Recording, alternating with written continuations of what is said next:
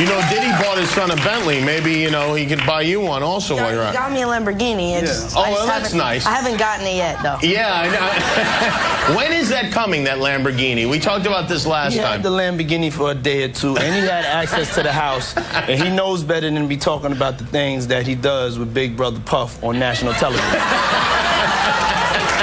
We had seen these videos of Justin Bieber being handed over to him at age 15. Great job. Great job. And for his weekend with Diddy camp. I mean, we don't know, but it certainly looks like Justin Bieber is still suffering the fallout from whatever happened to him as he was coming up the ranks of the music world. It really doesn't seem worth it.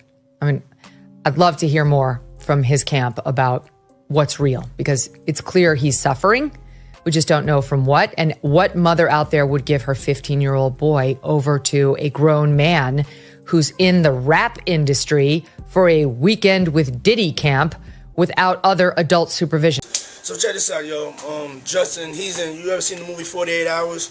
Right now, he's having 48 hours with Diddy, him and his boy. They're having the times of their lives, like you know, where we hanging out and what we doing. We can't really disclose, but it's definitely a 15-year-old's dream. You know, I have been given custody of him. You know, he signed to Usher. I'm signed to Usher. I had legal guardianship of Usher when you know he did his first album. I did Usher's first album. I don't have legal guardianship of him, but for the next 48 hours, he's with me.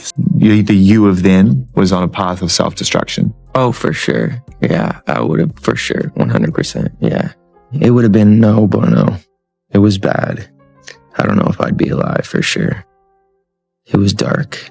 So I'm very, very grateful to have influences in my life that have played a huge part in me seeing their relationship with Jesus and their relationship with their wives and their relationship with their kids and saying that's what I want. But I want to definitely tell my story so that if that resonates to anybody, that they can hopefully. Because I think if a victim comes out against Usher, it'll show how egregious it is. Because if he can be a predator, then anybody can be a predator. Can't smile in your face the whole time.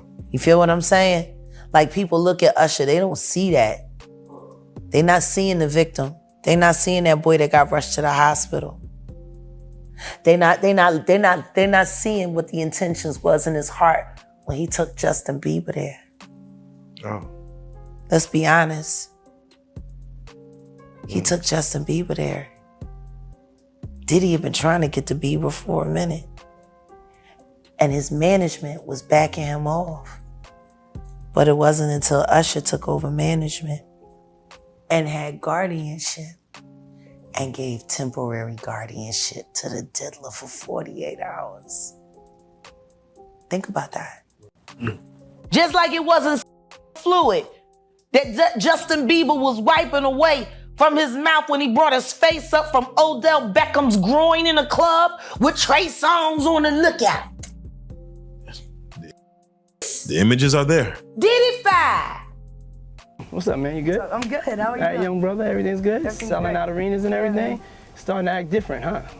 You ain't been calling me and hanging out the way we used to hang out. Well, I mean, you try to get in contact with me, you know, through all my, partners and whatnot. Mm-hmm. But you never really got my number, so. Right, okay. My number? Yeah. I'm gonna tell you my number. Yeah. Months ago, I was really struggling mentally and emotionally, and just there was so many things that were adding up, and I wasn't able to enjoy any of the things that I owned. That stuff's not gonna matter to you. None of the actual things did anything because I was so hurt and I was so confused and I was so sick and there was all these things, and I was like, I can't, there's like, you just can't, like you said, you can't enjoy the actual physical, tangible, like, things that money offers, right? Justin Bieber is finally telling the truth, and what he's revealing about his early connection to Sean Diddy Combs is making fans look at everything differently.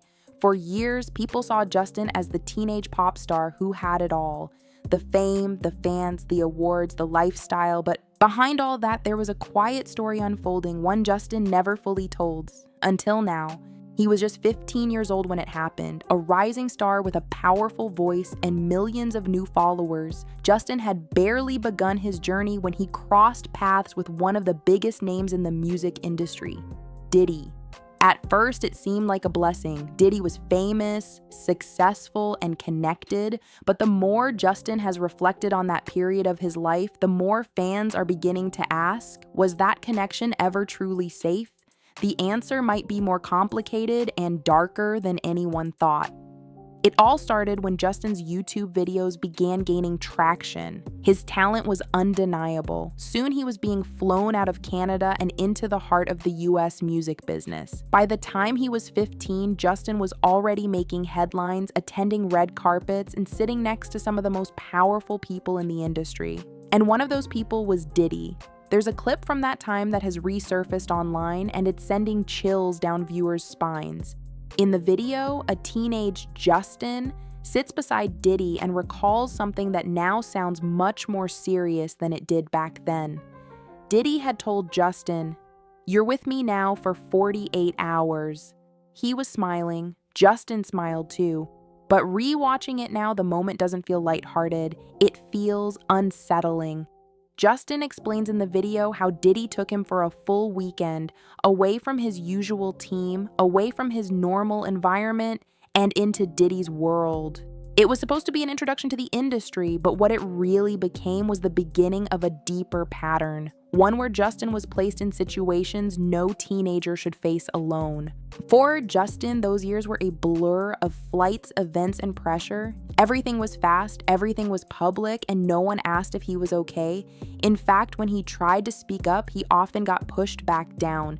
Whether it was management, press, or people behind the scenes, it became clear that his feelings came second to the business, and that business was massive. Diddy, meanwhile, was already a legend by the time he met Justin, but that legend came with a shadow. In recent years, that shadow has become impossible to ignore. Legal investigations, multiple lawsuits, and witness testimony have all started to pull back the curtain on Diddy's past. What once was considered party culture is now being called out for what it truly was: manipulation, control, and a system that kept people silent.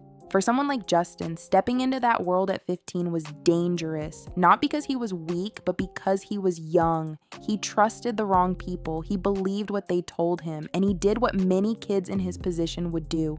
He tried to survive. He kept going. He kept performing. But behind the scenes, the damage was building. Years later, fans would see the cracks: arrests, outbursts, confessions.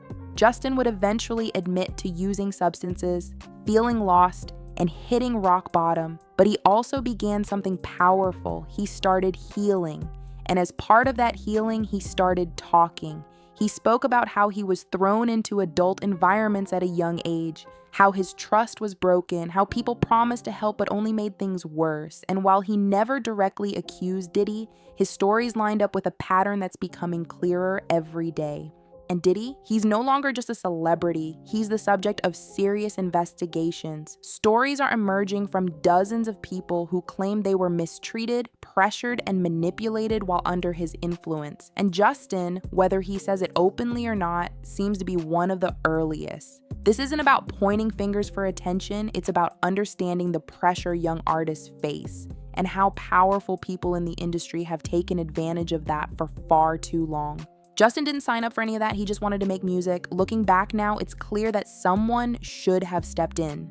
Someone should have asked harder questions. Someone should have kept him away from people like Diddy. Instead, the industry kept pushing him forward, kept pairing him with names that looked good in the headlines without thinking about what those names were doing behind the scenes. And now, as more people start coming forward, we're seeing just how deep this problem goes. Justin has worked hard to take back control of his story. He's spoken openly about finding faith, therapy, and rebuilding his life from the ground up.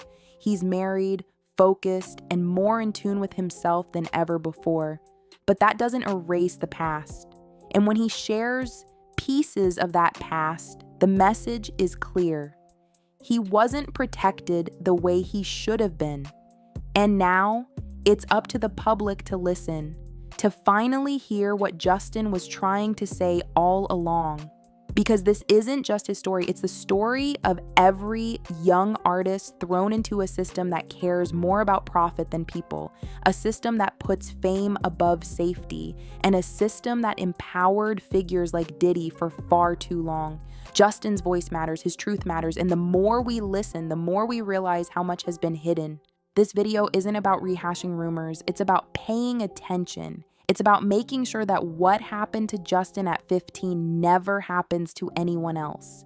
The industry needs change, it needs accountability, and it needs to protect its youngest talent because no child should be introduced to people like Diddy without a safeguard. It took Justin years to find the courage to share his truth. But now that he has, we owe it to him and every young artist like him to finally pay attention.